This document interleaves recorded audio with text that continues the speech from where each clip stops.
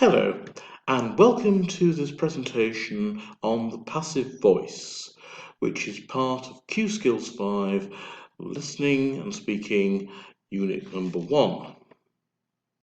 Ask yourself a question. What is the passive voice used for? Have a think about it before I tell you the answer.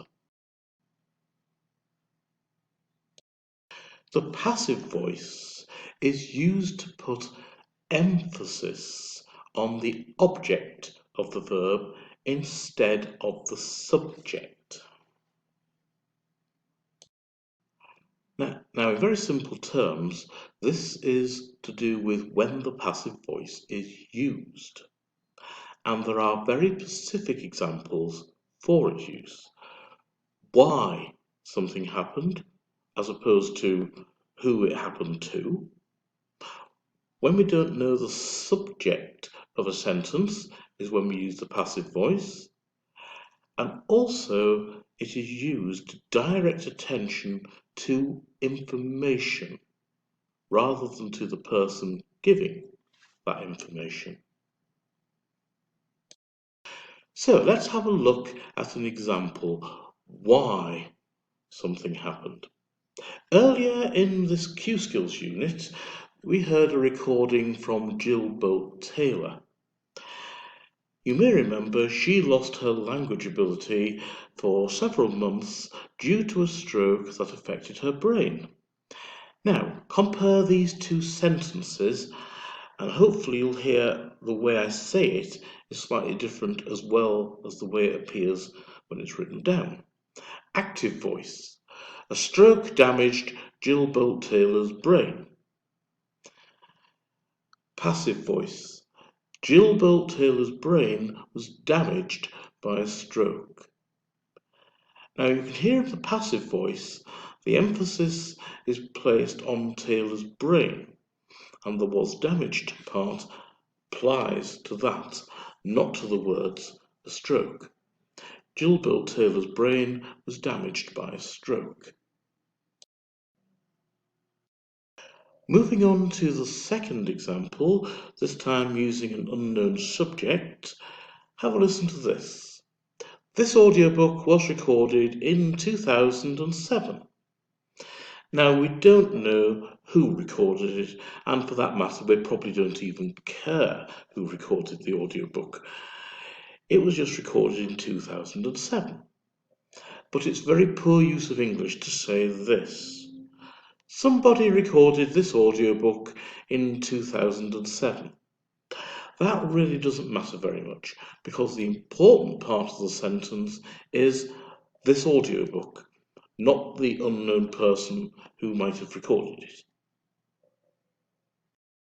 The passive voice is only used with transitive verbs. Transitive verbs affect objects, not subjects. And here is an example to try and show you what I mean. Helen Keller was taught being the transitive verb, a new way, which is the direct object, to speak. Helen Keller was taught a new way to speak. The next example does not use a transitive verb and is incorrect. Dr. Taylor's stroke was happened in the morning. Now we cannot put was happened together anyway, both of them being past tense and completely unrelated verbs. So passive sentences use the verb be in some way or other. For example, been, was, is, that sort of thing. Here's some examples altogether. Past perfect passive has been found. Your book has been found in the library. Past passive was lost. His wallet was lost yesterday. Present perfect passive has been studied. Economics has been studied in depth. Present passive is taken. Lunch is taken at midday. Future passive will be given. An example of this is information about your exam will be given to you tomorrow. We can also use this with modal passive. For example, may be revealed, could be gained. The answers will be revealed at the end. There was nothing that could be gained wishing for it. So, which do we use, the active voice or the passive voice? Well, the active voice is certainly more common than the passive voice, and for some good reasons. Most actions are related to a subject rather than an object.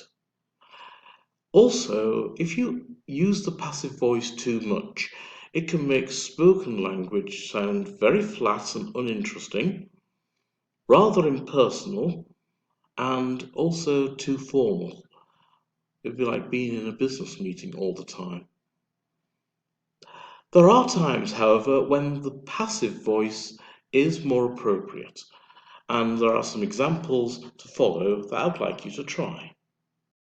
Say each sentence to yourself, like, I know him. And you've got to decide, is it an active sentence or a passive sentence? I'll give you a few seconds to work each one of these out. So pause the video to give yourself time. Here are the answers to exercise 1. Here are some more examples in exercise 2. Again, say each sentence to yourself. Our planet is wrapped in a mass of gases, and decide, is it active or is it passive? Here are the answers to exercise 2. So now it is your turn. Go to your Q Skills book on page 22 and have a go at the exercises that are there. So thank you very much for going through this presentation.